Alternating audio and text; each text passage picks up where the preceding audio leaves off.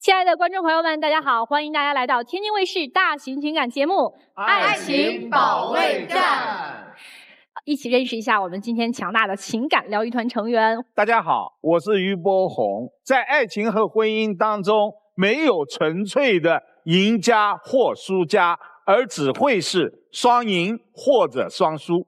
大家好，我是严品红。想要拥有甜蜜的爱情，先从好好爱自己开始。大家好，我是珊娜。婚姻的终极目标就是将我们平凡的日子能酿成醇厚的美酒。大家好，我是曹鹤阳。情感生活遇烦恼，打开电视看爱宝。大家好，我是曲伟。婚姻如熬汤，火候比胜负香。哎，你看，我一个说美酒，一个说熬汤，这就是生活。那我们看看今天来求助的这两组嘉宾，他们到底是要熬汤还是要酿酒？一起有请他们登场。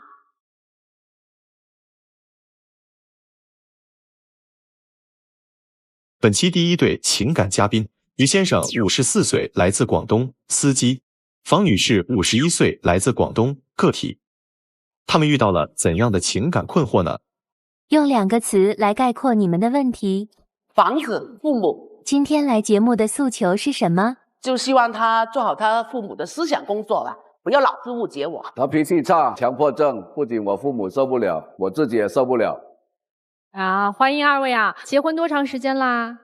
我们领证是我们是二婚3年左右了，因为我上来就二婚的啊，因为我们2个都是二婚啊，都是第2次婚姻是吧？是的，领证3年，3年啊。那你们在上一段婚姻当中都各自有孩子吗？有，对，都有孩子。那现在孩子都是跟着谁在过呢？独立了，都独立了，成家了吗？还没有，没有。都没有哈，都没有。您是男孩女孩？我是女孩。女孩，您呢？我是一男一女。哦，您2孩子呢，一男一孩，一女孩。行，那咱们听听这个刚刚结婚3年的夫妻2个人发生什么事儿了，闹到我们节目来了。之前呢，他们的户口就是在他前妻的名下，然后他们父母呢，就当时也挺着急的，就找我们商量着，想把那个户口给迁出来，就跟我们说要买一套房子，然后呢，这个首付就我来出，到时候他们就过来住。他们是谁呀？是他的父母，然后他们就每个月补贴2000块钱给我们做月供，然后到23年春节的时候，这个房子也装修好了，然后我们大家就一起过年嘛。那谁知道他们吃了这个年夜饭之后呢，就急急忙忙的就回去了，就一直也没有过来住，那个房贷了，那个补贴了也没有再给了，到现在呢，还是这个房子就都是我一个人在供。当初说好的事情，为什么他们会出尔反尔？这房子是给谁买的？我没听清楚。这房子就是他父母跟我们商量，说要买一个房子出来，就把他跟他儿女的户口，之前我们的户口，也就是说把孙子孙女的户口迁出来呗，对，就把他的女儿和儿子的户口迁出来，要迁到你们这儿是吧？是的，然后这个房子是用来迁孩子的户口用的，你们本身是有房子的吗？有，那我那套房子不是我的名字，那个村里面的杂居地的。有自建房所以你们那套房子是没有办法把孩子迁进来的，是的，所以必须要买一套，对吧？那孩子的户口之前是在我前妻那里。那为什么迁你孩子的户口你不出首付呢？当时我那个条件他就不允许嘛。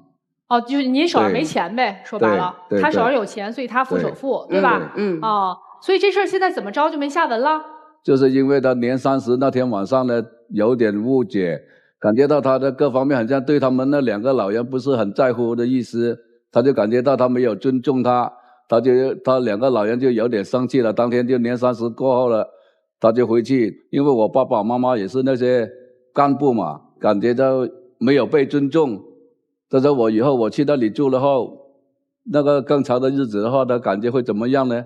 他就接受不了了，他干脆我就不会了。他们呢？他就不去住了。还不是为了房子的事情忙乎了？就是前一天过春节的时候嘛，然后我们还在为房子的布置啊、装修啊这样子，所以也挺累的。可能就是那天白天我们就睡了一个午觉嘛，就可能睡得有点晚。然后他父母可能就不高兴了。嫌你没起来做饭啊，应该是。我想问一下，这房子首付你付的，这房子的名写的是谁的呀？是我的名字。哦，是你的名字哈。婚后买的。对，婚后买的哦，那也是夫妻的共同的。那所以现在您是觉得心里别扭，就是这房意思本来答应他们要付后面的钱，现在也不付了，对吧？是的。发那些无名火，一想起这件事，他就会找到我来怼了。我说对啊，我说我也跟我父母去解释，跟他那里去解释。我说我父母那里我也没办法说，我说说了，我说也理解。我说你那方面我理解，但是他老人家他不理解啊，他觉得我去那里我是那个义务去帮助你们，我还要受那个气，看你的脸色，我就觉得不愿意了，我就干脆我就不去了，就是等于帮补我们那个2000块钱他也不给了。那如果不是为你父母的话，对，我还能投资这个钱吗？为什么要迁户口？按理说孩子是您跟前妻共有的孩子，对吧？对。那为什么要把您跟孩子的户口已经判了给我的嘛？如果叫小孩去读书啊，要拿户口本啊，都不方便，不住在一起。对，前妻有了，是因为这个原因，所以需要把户口迁出来。这个迁出来是正常的，因为监护人是他。过年的时候睡到下午3点没起来做饭，这是对你第一个不满，对吧？肯定还有其他的不满，还有什么不满？刚好那个小孩要上学，他去大学嘛，就是刚开学了。那天他就叫我去送他，我就跟他一早就6点多就起床去送他，我就开车，他就坐在副驾，去到我妈的那里呢，他也没出声。最后我们接了孩子走了之后，我父母就给我电话了，他说你媳妇是咋回事呢？说一大早来到我们2个老人家在这里，他也不跟我打个招呼，说他很不尊重那个老人。说你来到这里的，他说你都不可能跟我打个招呼再走吗？因为他送他儿子上大学的时候很早哈，天还没亮我们就起床了嘛，然后我就在坐在副驾里，可能又有点迷迷糊糊的这样子，然后他父母下来了搬行李这样子，我就本来想下车的，但是前后就不够2分钟，他们就把行李搬上车了嘛，我就说哎呀这样子那就算了，就没有跟他们父母打招呼，你也没摇下车窗喊一声爸妈是吗？但是后来了，我们去到学校又帮他儿子搬行李啊，这样，然后他也拍了视频给他父母看嘛。谁知道回来以后，他父母就说我怎么这么没礼貌还是啥的，人到了也不给他们打声招呼。但是我就心里就说嘛，我说那声招呼有那么重要吗？我人也到了，然后我跟他儿子也是出钱出力啊。我说他们为什么就是不能看到这样子了？早上打声招呼，早上好，那问候一声也很应该啊。你就再紧在2分钟，你也不差在那2分钟嘛。那把那个窗摇下来，不可能还让老人家上来问候你嘛？他感觉他是不是受到委屈了？所以这是第2件发生了误会的问题。误会了，他更加不愿意了。说我要看这样的脸色，我受那个气。说以后还不准还有什么气给我受的。说我2个老人又不愁吃又不愁穿的，我何必要去受那个气？那他们要知道啊，那当初我投资这个房子的出发点肯定是为了你们啊。除了这些点滴的事情之外，你父母对他还有其他的意见吗？脾气很暴躁，一说到什么就什么，随时都会点爆的。他是不是对他对我或者对小孩的好？他他就是比较直性子嘛。看到什么他就说你什么你这样不要那样不要那样。我爸我妈看在眼里，他就觉得我老是给欺负的那个。他说你这样的性格，他说我去跟你合在一起住，我都感觉很辛苦。他说我干脆我就不去了。我说你还不是都是为你好嘛？对呀。你会当着他爸妈的面说他？因为我这个人的性格都是比较直来直去的，不会拐弯抹角的这样。然后有时候会在他们父母面前我也会说，但是没有说的那么厉害嘛。你跟父母有发生正面的冲突吗？没有，就是相互背地里默默的对对方不满，对吧？对呀。但只是我就作为中间人嘛，他有什么不满意的，他又跟我说，我去到我父母对他不满意的又再跟我说，我说我要2边去调和，我说我也很难，我说你也不乐意，我说我爸那边他也不乐意，我说你叫我怎么搞？说好的事情，那他们为什么做不到呢？他们为什么没有兑现这个承诺呢？其实说白了就是媳妇儿跟婆家之间有一些矛盾，然后导致这个矛盾，这个火药散发到了你们2个人身上了，对吧？散到我的身上了，他就本来我们一直都很好的，那个关系都很好，没什的。那现在你们2个人感情咋样呢？好多争吵的嘛，争吵就多了，说起这个房子的点事情，我就一上气啊，一来气我就跟他吵嘛。吵完了以后他呢？他跟你对吵？就比较那个偏向冷暴力嘛，反正我的习惯了，你跟你吵我也是这样，我不吵也是这样。您自己说自己冷暴力啊？比较他就是冷暴力，他爱吵了我就不出声了。啥事了他就不理不睬，对，也不找你，然后你去哪里他都不管。也不会不跟你说话是吧？对，不跟。能持续多长时间？对，我们就都之间就说，就看一下谁的那个耐性比较好一点。他的性格就是这样，我也不去管他了。之前呢还会苦口婆心的去说那件事，现在说了也没用。他随时随地他爆发的，哪怕一件事，哪个很小的事，他都可以这样。他喜欢吃的东西。他就老是叫你要做这样，要做那样吃。如果他不喜欢的，我喜欢吃的东西，这个不要吃，那个不要吃，这个不允许吃，那个不允许吃。那我这不都是为你好吗？都是为我好的，都是为我好的。还有一件事，他跟他父母一起的时候，他老是说他们的家乡话，我一句都听不懂。然后当时候我还这样偶尔插上一两句嘛，然后说着说着，我就干脆我说我一句都听不懂啊，然后我就不出声了嘛，然后他又不高兴了。说我给脸色他们看嘛，高兴。但是他刚刚开始的时候，他是无话不说的。我妈的那个性格都比较很开朗。刚刚开始认识的时候，对啊，开朗啊。后来你就变成沉默寡言了，他也不想和你说。看到你那个脾气那样，他也不想说了。吃饭也好，聚餐也好，他就拿着手机，你夹个菜都 OK 啦，找话题说嘛。那我只是不出声而已啊。对啊，他不出声，他就感觉你就是有那股傲气在那里，儿子对他有什么想法，他都有这样的想法。他心里本来就是有气嘛，你还非要让他把这事儿，他这疙瘩没解开，他怎么装啊？他又不是那种能装的人。对啊，他也不装了嘛，所以他也是觉得你也有气了嘛。所以重点是在这疙瘩要解开呀。哎，你们双方跟彼此的孩子的关系怎么样啊？都可以的。所以其他的看来是没有什么大的问题，就是因为一开始的这套房子闹成了现在1、2、3、4一连串的问题出来了，对吗？对。然后他父母之前不是答应了说，每个月补贴我们2000块的那个月供嘛，然后他们没过来住，然后就那个补贴也一直都没有给。所以到现在为止，这套房子都是我一个人在供。他是因为没来住，所以就不给这钱了。对。那一开始买房的时候说好了吗？说好了，就是我们又来住，我们又掏这个。是的。哦，所以我一直在琢磨他父母到底出发点是什么。是，这我有点糊涂了。你觉得这件事情，你父母占理啊，还是你老婆占理？我觉得我父母也不对。我跟我父母说，我说你。既然你答应了，我说你就按照你那个要求去跟你的对象。他说我也是为你儿子好，我是为了你好啊。但是他对他就有成见嘛。我说你有成见归有成见，但是他就不听啊。他说我不去做了，我也看不惯他的行为，我就不再给了。我说那是你的问题哦。但是我跟他说，我说你也不要太过那个纠结了。我说反正这个钱又不是我们给不起。他说他就是为了他这口气，他老是就活在那个当下。今天来啊，有什么诉求？经过老师能够看看他那个怎么调节，他那个暴脾气，还有他很专制那些东西。那那个女士呢？您是想解决什么问题呢？我就希望他跟他父母做好他父母的思想工作，把那2000要过来是吧？不是，不要老是说误解嘛。哦，就是改变你在他父母心中的形象。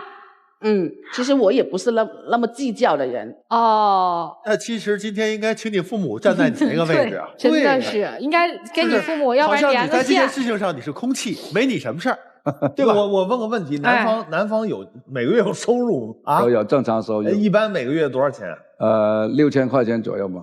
是不是没他挣得多？对，是吧？你这6000上交给他吗？都是我们经济一般都是独立的。独立。那每月的月供是你多付那2000是吧？对。哎，那你为什么不付呢？做其他的。因为他的工资呢，有时候也是要供其他的，对所以呢，对，可能我这部分呢就比较多一点。有这些项目去对接的。他还乱投资，他的钱留来乱投资的。明白。家庭的开销谁花的多？都是我多一点。首付是你付的，是是婚后买的，对，写了2个人的名字还是1个人的名字？一个，是写了你的名字。再婚夫妻确实会引发更多的问题和矛盾，经济问题、孩子问题。你们现在把这2个都释放得非常大。您现在耿耿于怀的是，这套房子是我的，你的父母原来答应的，给我每个月2000，你不给了，我当然要跟你较真了。但是你们2个人，如果在这样的一件事情当中能够心在一起，根本不可能今天来爱宝。您总认为他暴脾气，你冷比暴好不到哪里去啊？您不是也在对抗吗？所以你们2个人并不是沟通方式的问题，而是认知偏差的问题。你们没有正视自己再婚以后的家庭，我们该怎么过？再婚走在一起是夫妻，我们就是奔着牵手到老而结的婚。我们都有过一段失败的婚姻，我们更加珍惜眼前的婚姻。所以你们2个人现在要做的是珍惜3年扯证走来的婚姻。谢谢。你们怎么都跟父母较劲儿呢？这问题出在父母身上吗？你们都50郎当岁的人了，自己3年的再婚生活自己处理不好，把气儿都撒老人身上啊！这关老人啥事儿啊？我都听来听去没听明白，凭啥出这2000块钱给你的儿子闺女落户，给你迁户口？你不应该出这钱呀！我觉得你媳妇儿挺仗义的，挺厚道的。人家婚后出首付买了这套房，明摆着知道这拿钱出来了就成你俩共同财产了，人家没有婚前买。我要是你，我都应该立一个什么婚后的财产约定，这钱是我媳妇儿出的，对，是为了我儿子女儿迁户口的。这个如果我们俩有一天不过了，这房子和我1毛钱关系没有。你写过吗？你写过吗？口头协议说过。你还口头协议，你还嫌你媳妇儿长了短了的，我都听得我都奇怪，我说人家都没做这要求，够厚道的了。协调你媳妇儿和你爸妈矛盾的难道是他呀？不应该是你呀？你不应该跟爸妈说这个我这老婆对吧？她就嘴不够那么好，其实爸妈她挺尊重你们的，她可能就是这种脾气，你负责调和，你没调和，你两头说呀。他爸妈肯定觉得那我们都是知识分子家庭，我们高干，你不就有点钱吗？你了不起，有钱就了不起。我告诉你，你干什么去了？你年轻时候去哪儿努力奋斗了？你说你分给你前妻了，你自己怎么不再赚出一份家钱？你干嘛吃人家用人的呀？不是拿钱衡量咱们付出的感情多与少，那我们钱付出的少一点，你感情付出多一些啊。我觉得你俩的问题更多在于你，还2000块钱，爸妈本来就不应该出2000块钱，你就应该多赚2000，你还拿自己的钱什么理财这个那个全部上交，媳妇儿你愿意怎么安排怎么安排。这2000块钱我爸妈承诺了没实现啊，这个咱不跟老人计较了，我所有的钱所有的心所有的爱所有人我都给你。他还能像今天这样吗？你是其实挺想好好过日子，也没藏着掖着，但我还得反过来说你，嘴上好一点，把话说一说。你都付出这么多了，出钱出人出力，对他孩子也好，给他父母买了房子，你还愿意接公婆来和你一起住，这可是后公婆。你想做的能做的都去努力了，就差这个嘴和行动。你吃亏就吃在这儿啊！我不觉得你没有真心想和他过日子，我认为你想好好过日子，过日子得讲方法吧。头婚就失败了，2婚还不得用点方法努力经营一下呀？女方把话说的甜一点，男方把行动多做一些，把2颗心真正走到一块儿。你们其实我觉得有大把的日子可以去好好相处，别就这么一点小事较劲了。2000块钱你自己出得了吗？干嘛要老人的呀？于先生啊，您离婚几年呀？离婚也是5年左右吧。 5年左右是吧？对。那这5年左右，您孩子的户口是一直跟前妻在一起的，对吧？对对。所以你结婚的目的达到了，因为抚养权判给你，你之前没有能力把孩子的户口迁出来，现在结了个婚就有能力把孩子的户口迁出来了，所以你结婚的目的达到了。我觉得父母一开始承诺给这2000块钱，咱另说吧。说是说了，可是真的心里面是这么想的吗？圣人论迹不论心。你甭说那个时候怎么想，但是反正现在这2000是没给，所以我有理由怀疑当时只是哄骗着你，让你把首付掏了。要怪就怪自己傻吗？要怪就怪自己太实在吗？于先生啊，就是您既然目的已经达到了，咱可以做人稍微厚道一点，去签一个什么东西，把这个房子完完全全的归属到女方的名下。那么对于女方来说呢，可能心里也就平衡一点了，对不对？就当自己投资对不对？资产了。是不是？我就自己买个房子，每个月投2000。你说你这一件又一件，一桩又一桩，对公婆有意或者无意的这些不尊重的行为，不就是因为你心里有口气吗？是的。你如果心里没这口气，你很多的行为不会发生的。如果你一直憋着这口气，我告诉你，你压根就甭过了，过啥呀还？那怎么往下过呀？接下来只会矛盾越来越大，这个疙瘩越积越大，那不就是相互在折磨吗？所以我对你们2个人这件事情有一个很好的解决方案，就是大家想一个都让彼此心里能舒服的把这件事情解决的方法，然后我们就彼此让彼此心里面舒坦就行了。您2位岁数也不小了，您这个年纪啊，您父母得多大了？我父母70多。父母还在为了您现在这个状态，然后给操心娶个什么媳妇儿，怎么买套房，怎么落户口，不对了吧？哎、这会儿应该是儿子为父亲操心了吧？刚才莎娜老师问的特别好，离婚5年，5年没有挪过户口吗？也不知道他心里面怎么想，他们也想自己买，我说你自己买就没必要了。你看，那不就是你给拦住了吗？不是，他那个年龄限制了，来不了。而且还有一点，就是回到我刚才说的，你5年能忍得了你的孩子跟着前妻的户口，为什么一结了婚就忍不了了呢？不是我，那不就是你结婚有目的吗？不是我忍不了，是我父母要求。是啊，你父母为啥忍不了啊？结了婚以后，为落户口让人掏完这个钱了，回头找了个理由我就不给了，说到哪儿也说不过去。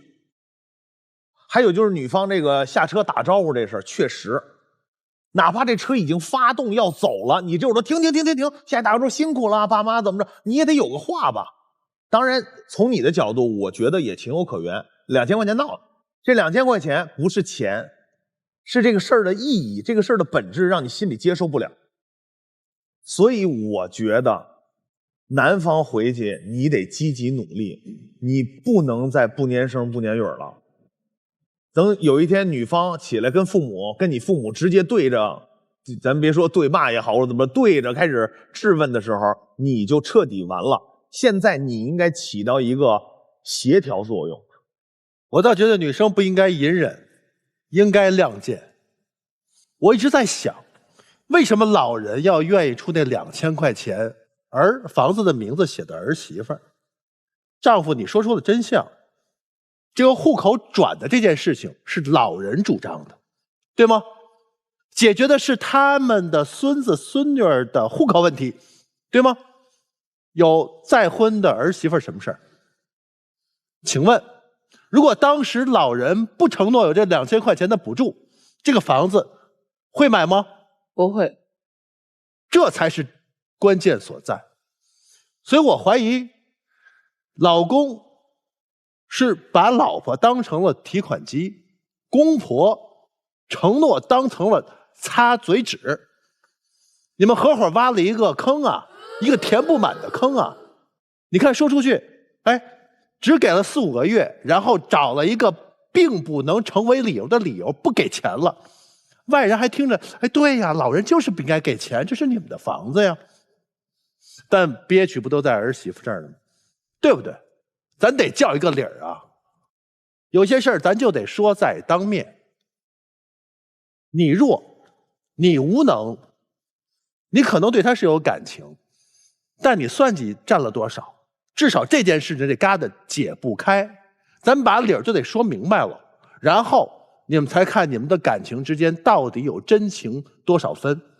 我补充两句、啊，补充，这个我其实这话我不想说，但是我还是建议女方那2000块钱还得争一争。现在的问题是她现在自己憋着火呢，然后还得每个月还这2000块钱。就是我试图跟他父母和解，但是我钱没了。不止2000块钱。哎，我从女性角度讲，我不要这2000了，我就跟写一个明明确确的婚后财产协议。您听我说完了，我不要你的钱，但它全是我的。因为我考虑的是什么呢？你们二位这个二婚才3年。但是以后这个事儿说不清楚，各有各的孩子。如果不把这事说清楚，孩子们会容易出问题的，打架的，会打架的。对，如果你真想跟他过下去，那你也得把这个事儿弄清楚了，要不然就你们家按照之前来，你交首付，你们家还贷款，这样两家孩子以后把房子卖了分了都行。但是要不然的话，就是打头你们家给我写好东西，这东西就是我的，这房子，我以后我要没了，我的孩子处理也好。或者怎么样的，一定把这事儿落实好。从你写自己名字，我就感受到了，你认为这是我的，但是法律是明确规定的，婚后的一切财产是共同财产，除非你们两个人就像刚才说的，有协议表明，就是我们两个人自愿，以后我放弃。无论父母付与不付这2000块钱，未来怎么去还这个房贷，法律都会给一个公允的一个结果的。但我想发起一个问题，我想也问问咱们5位老师表个态，同意这2000块钱应该给的，举手。好，你这伪命题，同意。好，从根儿上就不应该给。不，从根儿上就应该给。从根儿上，父母我的就不应该参与你们夫妻的生活。已经不是根儿就是错的。哎，不同意父母继续给这2000的举手。我们都不同意啊。我同意他给，我同意他给，不是他给也一样，他俩夫妻共同的，就不如不要他，你自己写一个协议，你们写个协议都是你的，或者卖了，那是法律问题，那是法律问题都可以解决，没有问题。但从情感上，父母必须得给啊，兑现承诺呀。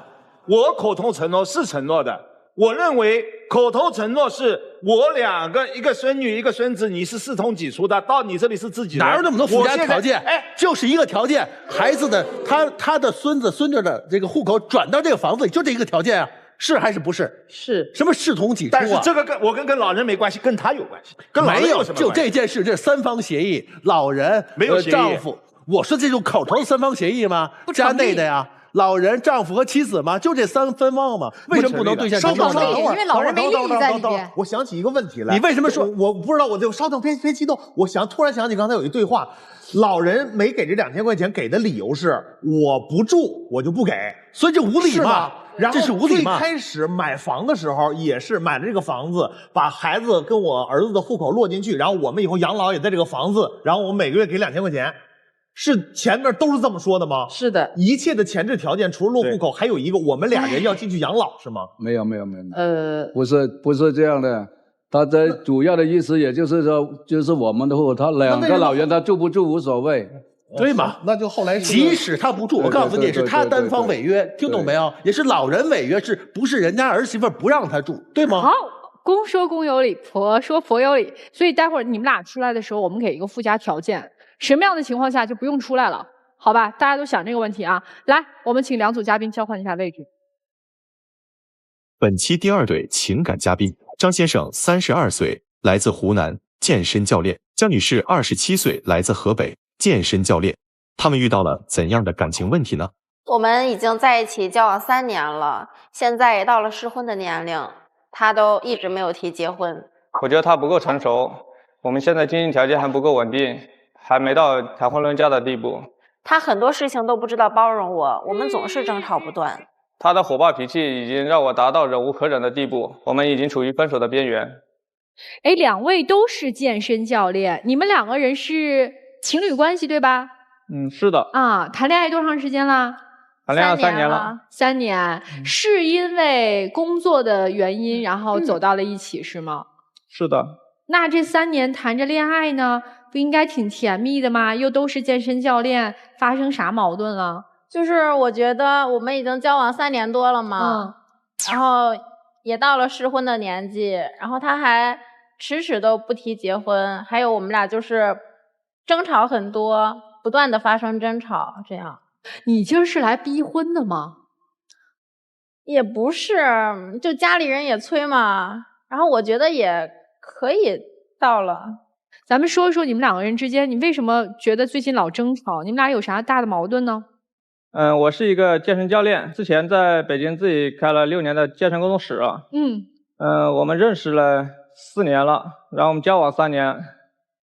在这交往过程中呢，是自己开了一个健身工作室，一开始干的挺好的，但后面呢，干的过程中呢，就是出现了一些矛盾，比如我在跟学员就指导动作的时候啊，或者是在告诉他怎么去锻炼的时候呢，我可能比较随和，他呢比较较真，指指点点，就说这个不行，这个你得这个也不行。这样呢就是让我在学员面前或者在同事面前特别就是没有面子，下不来台那种感觉。然后他回去就跟我吵啊，就说让我别说话，就让我自己去忙自己的事儿，没事儿了就反正就别让我说话。他就嫌我插嘴，就他就会觉得很尴尬，显得他没有面子这样。因为有的时候我没事我会在旁边看别人嘛，看别人锻炼上课呀这样，我有的时候就爱插句嘴。这健身房是你俩一起开的是吗？对。所以俩人都是合伙人是吗？对。然后在做合伙人的过程当中，就2个人工作方式不一样呗，就产生分歧了。对。那最后咋解决的？到后面的时候呢，经常性就一个月差不多有十多次吧，就争吵啊、吵架。严重的时候呢，就是在馆子里面大吵大闹，不光影响到我的情绪，还影响到会员的情绪。之后呢，我最后就把他自己踢开了，就是说给他自己在外面自己开了一个健身工作室。就拆伙了呗，相当于。对，就拆伙了。这不挺好的吗？自己干自己的呗。但是我自己我觉得很没有安全感，而且就我一个人在那么大一个店里，我做的时间也不是很长。我觉得他就比较有经验嘛，这把我一个人弄出去了，让我还要装修，还要选店铺的位置，然后买材料。等会儿稍等，我问一下，就不是说2个人合伙，你再给他开一个分店，不是，是完全独立出来，让他自己经营一个店，你经营一个店。对，独立出来了。好。然后这边呢，自己装修，自己买材料，就好累。我也第一次自己干，也是因为跟他认识了以后，在一起了以后，我才就一直做这个健身瑜伽这边嘛，一直都是我，可能之前就负责上课呀，就别的都不太用我管的。后来我自己出去了，太累了。那你再找一个其他的健身房去当教练不就完了吗？我们之前也是这样想的，他的性格吧，他可能跟同事之间，或者是跟领导之间，他接触不过来。健身房开起来了吗？开起来了。开起来了。怎么样啊？装修了1个多月，开起来了以后就进入冬季了。冬季了，大家又不愿意出来锻炼啊，但是我还要交着房租这些，房租也是他交的多，就没有盈利嘛，我就很烦，每天也会跟他讨论，我说怎么回事儿，是不是我这宣传的不到位，还是我是什么问题，让他给我点意见，就不愿意跟我说话，不愿意告诉我，然后最后就会吵起来。那现在这店还开着吗？开着呢。还开着呢。对。就在想还要不要继续开下去了。就我每次跟他问问题，我觉得他都不愿意告诉我，就不愿意跟我讨论。男生，你现在对女生有什么不满？性格比较暴躁，还有我们沟通的方式不一样。他说他我没帮他去选择这个什么店面装修啊这东西啊。其实我给他去参考，我给他说了很多东西，但是说了他只是拿我的东西就是做参考。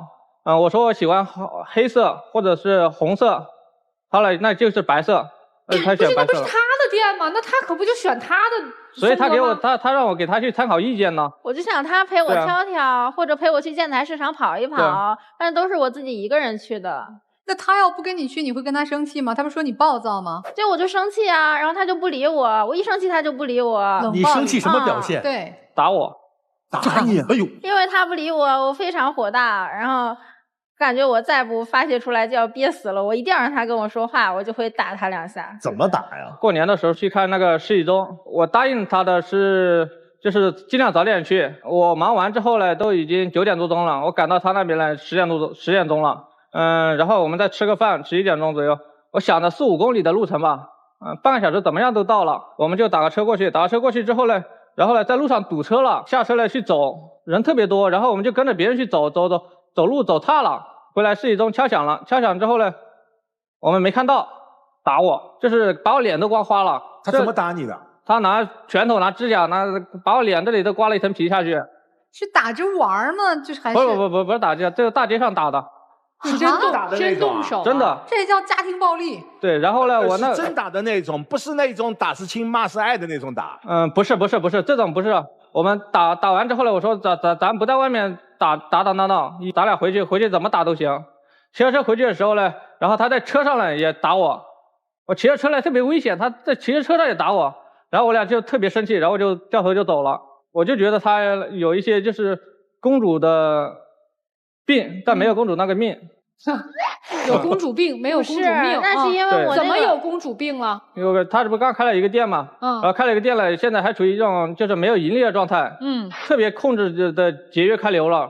然后他自己还就是想吃点水果啊，挑特别贵的水果去吃，就是冬季的反季节水果啊这些东西。然后我就经常去跟他说，我就说那个呢，开流节约一点，因为咱本来开店没正常收入，咱能不能就是不要花钱那么大手大脚，咱节约一点，然后咱俩好好攒点钱。还有吗？你不满的地方？我觉得你这憋了多长时间呢？憋了很久了。憋了好久了是吧？最严重的就是什么呢？我们8月份的时候，然后那1个月跟我吵架、打骂10多次吧。10多次？一个月10多次，是吗？对，实在没辙了，就是打架10多次之后。然后我们9月份，然后我就给他找了个店，10月份我们就开始就给他开出去了。这就说回到为什么要让他自己去开店了哈。对。而且虽然说是让他自己去开，但其实投资是所有的钱是你拿的，对吧？对。1个月打10几回，真动手，你就没想过说咱算了吧？何苦呢？想过这个问题，但是他打完我之后，他自己又哭了，我就特别难受。他一哭，我就感觉到这可能就是我做错事了，或者是我没照顾到他，我的处理方式就会哄他，或者给他买礼物，第2天呢去给他做检讨，给他写了好多检讨。被打了还要买礼物，还要做检讨，对，然后周而复始又被打。对，不是那个姑娘，其实你男朋友说这个时候他是既委屈又心疼你的，他都快哭了，我以为你会哭了，说亲爱的对不起，我之前做的不好。那他是真舍不得你，被打都舍不得离开你。因为吵架嘛，就跟他说话，他就不跟他吵就吵不起来，他也不跟我说。这啥虐恋呢？因为他不理我，他老跟我冷战，我才动手的。我也没有很用力啊。说到刮他脸那次，我其实也不是故意的。这是第一个不满。第二个，我觉得他其实就是感觉他在生活中不能自理，什么都要找我，像保姆一样。就比如说刷牙。就牙膏就放牙杯里，分2层放，一个黑的嘛，一个白的。我说黑的找不着就找白的，就问好几遍。明明我出去3秒钟不到就给他拿下来了。就家里的物品常用的都放在那个固定的位置，他什么都不找，什么都要我给他拿，我也很烦。家里面大部分的家务谁做呀？我做啊，做饭啊，做家务都是我做。那他干嘛呢？玩游戏，玩手机。不就是已经看到了婚后的状态了吗？都在一起3年了，我觉得这些都能改掉。3年都没改，然后结个婚就能改了是吗？女生，你不是一开始上来还说为什么他迟迟不提结婚嘛，对不对？这个是不是也要个答案啊？我想问问他是怎么想的。怎么想的哈？第一个呢是我们现在工作还不太稳定，收入还不太稳定。所以我还没想过去结婚。第二个呢，是因为我自己还有个哥哥嘛，有35岁一个哥哥，然后呢，他呢现在是个不婚主义者，他多多少少也会对我有点影响。最后一个呢，是因为他那个经常性的暴力，其实我们生活中呢，就是很多时候呢都有很多不满、暴力啊这东西啊，最后都是我去妥协，就让我难以接受。这答案挺耐人寻味的，姑娘，你听懂了吗？这段感情到底是能不能发展下去？发展下去的结果又会是什么样的？我觉得每一个老师心中肯定都有不一样的答案。确实想不到。我刚才听到男生说您暴力的时候，我脱口而出，表达的是惊讶，因为这么一个淑女型的女生，竟然会1个月动手10多次，打到最后，她任何事情都只有求饶。是的，她被你打服了，但是你们这一段感情打散了呀。在热恋的时候都不能2个人在一起把这份事业做好，你们能吃到一锅饭去吗？能成为一个家吗？刚才男生给了你3大理由，我认为是他的心声，但同时他也给了你面子。说到底就是他认为和你走进婚姻是不合适的呀，他没有信心，没有把握，甚至他认为没有未来。所以今天很简单，我们大家冷冷静静的，和和气气的，正视2个人这段恋情存在的问题，该说分手就分手，进了这个门，该转身的就转身。谢谢。我也先说一下我的观点啊，我是建议你们分开的。说实话，女生，你都不应该是来这儿找我们去来协调你认为你们之间的问题，让我们帮你劝你男朋友早点定一个婚期。你应该去学一学心理学相关的知识，甚至去看一看医生。一个女孩子完全不知道控制自己的情绪，想动手就动手，我觉得这不是情绪的问题了，这是你认知有问题啊。就是因为你找这个男朋友，他能够纵容你，他不舍得对你施暴。我跟你说，你动手他还手，这不叫男的对女的家暴，叫自卫。他不舍得动你，你换成别的男人，你动手1次他可能忍了，你动手第2次他让了，第3次他还手了，你就被打怕了。你就是被他惯得无法无天，恃宠而骄。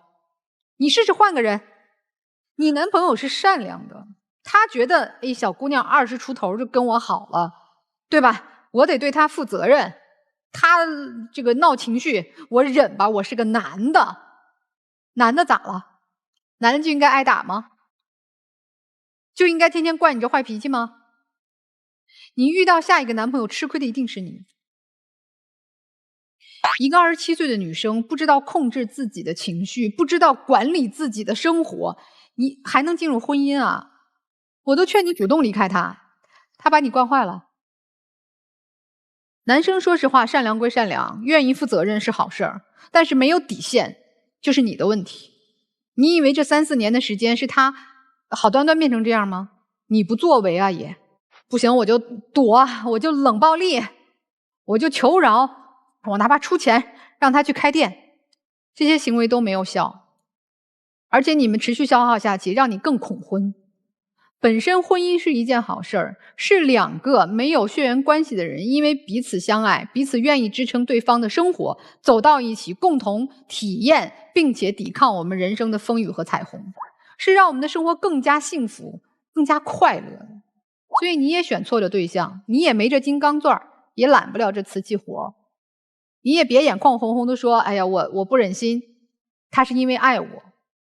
他这种打你想要控制的这种行为，一部分是爱，更多是一部分他内心他有他的问题，这个和爱无关。你放手反而他有可能成长，你继续拖着，你们俩一起越陷这个泥淖越深，越来越痛苦，没有任何意义。所以我建议你们分手。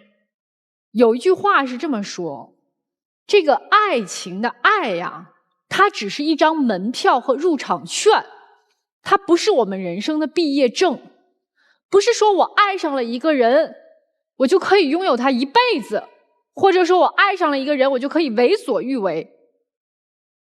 爱只是一个刚刚的开始。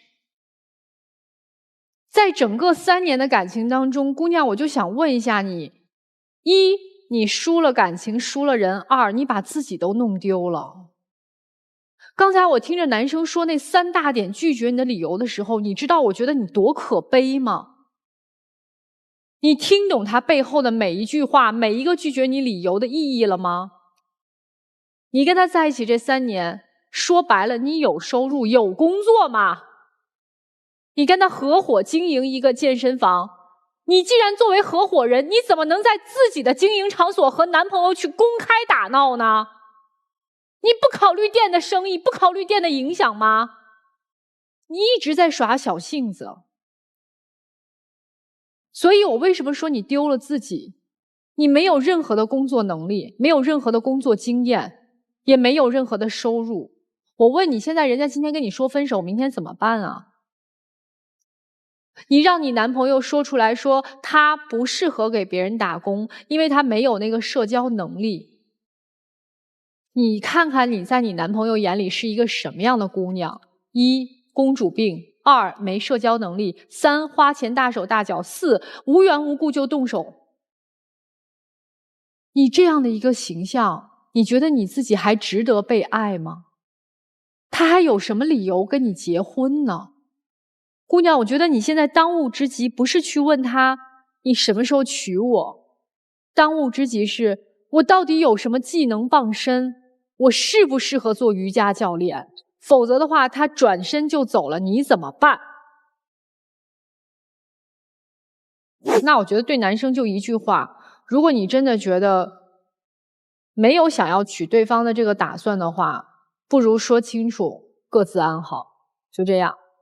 在你们俩刚才说所有事情的时候，我对最后男生说的这几个观点，我表示一定的疑问。你刚才说了拒绝女生有几点，有3点是吧？对，我也觉得我能理解你为什么说女孩这个有公主病没有公主命，对吧？这是前后挂着的，咱能听懂的一件事儿。你第二个说的是你哥是吧？对，可能你哥是一个什么不婚主义者是吗？对，多多少少会对我有点影响吧。那对你有多大影响？25%的影响吧。就是说你会有一定的几率我不结婚。不是，会影响到我对婚姻的有一些恐惧啊，或者这些东西啊，会有这些。那么现在你跟女孩在一块儿，就是你真的喜欢她，2个人一块儿这么多年了，你也愿意跟她一块儿，她打你什么的，你都不介意？还是介意的。那介意，她打你会不会激发你那25%的不婚呢？会有一点。你跟她说过我有不婚主义的这个想法吗？他知道我有哥，然后我们还没有结婚啊！不，偷换概念了，这个不对。他知道你有个哥，到现在没结婚，跟你哥是不婚主义者，你跟你哥有相似的想法，他知道吗？女生你知道吗？你为什么不跟他说呢？你既然坦诚的在这个舞台上说出来，我跟我哥差不多，我有不婚主义的想法，而这个女生来，你应该很清楚。虽然他动手，他打人，他有他不对的地方，但是你知道他的终极目的是要跟你结婚，你为什么不告诉他？我有可能不跟你结婚，甚至因为你打我，虽然我喜欢你，我想跟你在一块儿，但是因为你打我也好，因为什么的，我会考虑进入到不婚的状态，我不跟你结婚。你有跟他说过吗？没有，这是你的问题啊。你为什么不跟人说？你别耽误人家。我不是说不婚主义。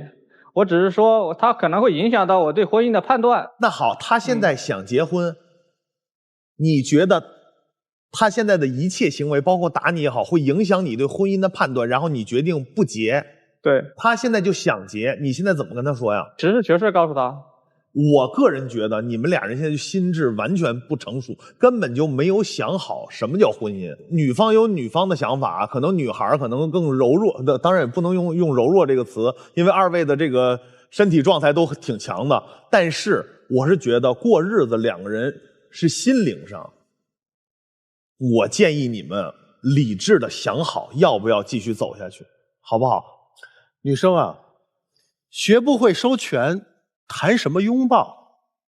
拳头只能打散感情，打不碎矛盾。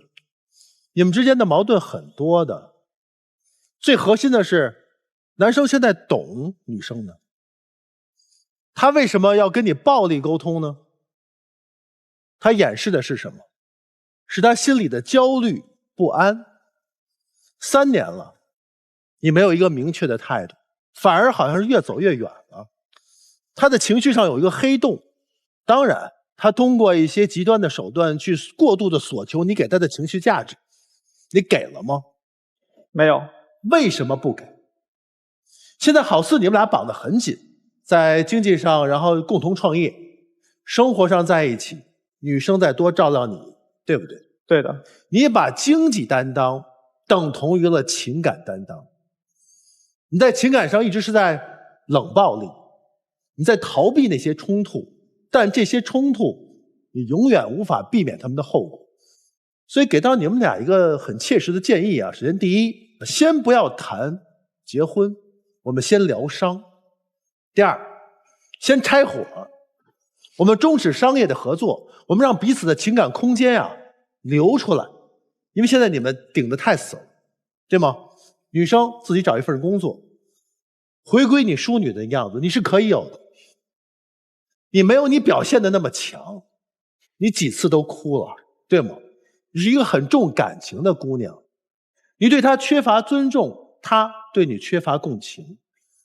收起你的冷，你太冷漠了，你太无情了，你居然当着姑娘的面说出那3点，我觉得你今天就奔着分来的呀。你不是在解决你们的问题，而是你给她一个最后通牒，我的主意是这样，你看着办。你们还有感情吗？不知道。所以说拉开空间，再去试着处一处。如果真的是不行的，姑娘，你的勇气不在拳头上，在你的转身，好吗？就这样。谢谢曲总。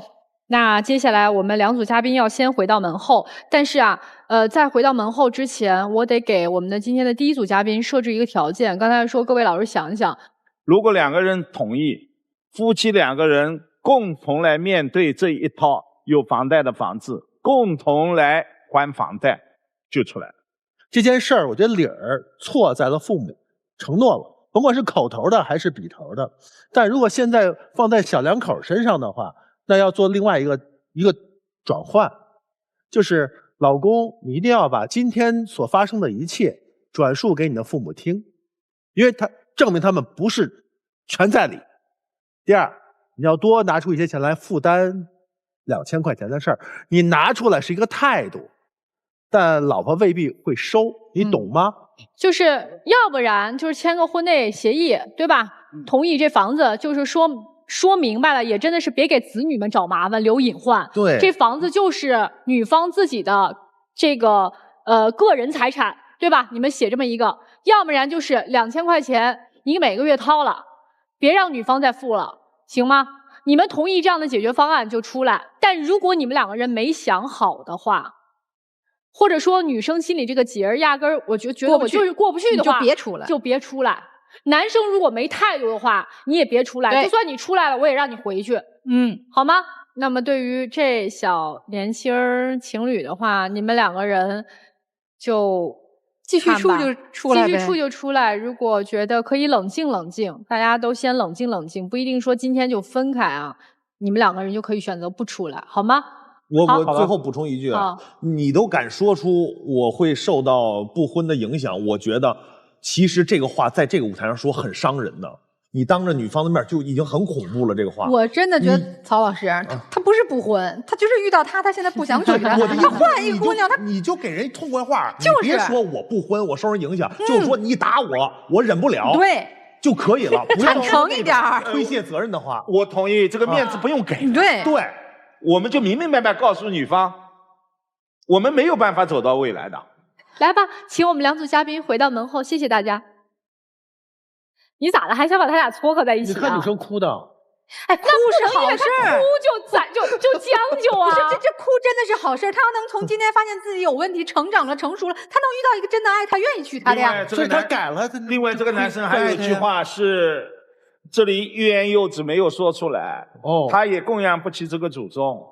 这是于老师读懂的。我觉得有这个理由，乱花钱还得给你开店，付房租不挣钱。公主有公主病，没有公主命，这不他说的吗？我不想把你宠成公主吗？他只是没把事实说出来而已，不好意思说。行吧，我们还挺期待今天我们这2组嘉宾的结果的。来，在揭晓我们第1组嘉宾结果之前呢，要提醒一下电视机前的观众朋友们，欢迎大家通过金云 App、天津 IPTV 网络电视、万事达手机客户端观看我们本期节目。同时呢，你也可以登录优酷视频、腾讯视频收看节目的完整内容。好，我们来看我们今天第1组嘉宾他们是否会选择出来呢？来，3、2、1，请开门。这一对肯定会出来的，都闹明白了。你还是有爱做基础的，我觉得。主要是看他俩的态度。对，你看牵着手出来了哦。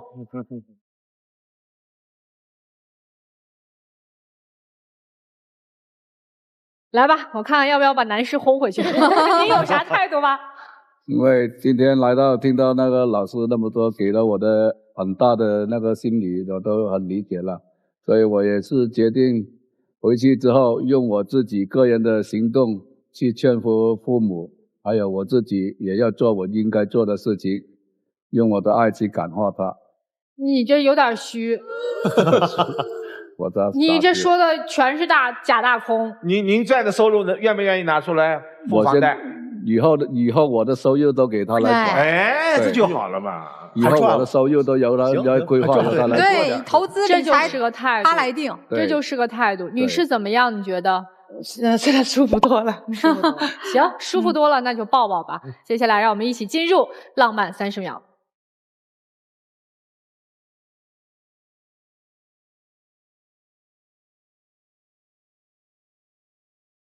以后听话啊，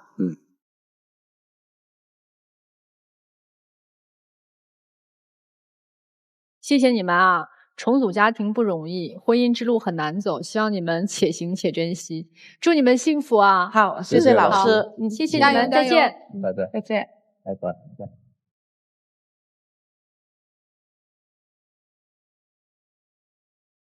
接下来我们要看看我们这个小年轻情侣他们怎么办了啊！好了，我们一起来揭晓结果。3、2、1，请开门。真的不要出来了，别出来了吧！别出来哦，好，没有，走了，走了，走了，好，出来，好，这好事儿。不管怎么着，冷静冷静也行哈。对。可能不经历一些痛苦，这个女生也没有办法成长。我们希望是能够通过一些事情让这个女孩得到成长，男孩也需要成长。好了，这就是我们这一期的爱情保卫战，我们下期再见。